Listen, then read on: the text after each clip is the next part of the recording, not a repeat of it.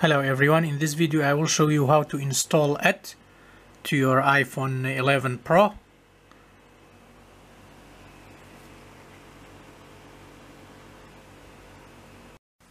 So this is iPhone 11 Pro. I will install application. We go firstly to App Store, here App Store. In App Store we click on search, here search, and then type the application you want to install, download. So I will type Amazon app. So this is Amazon. You need to click get and double click here on the side button, double click,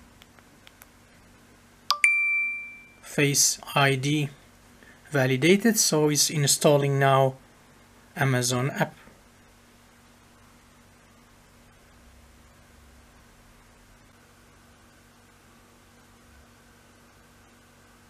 That's it, is application downloaded and installed. Click open, and that's the application. Amazon on your shortcut. Thanks for watching. Have a nice day. Bye.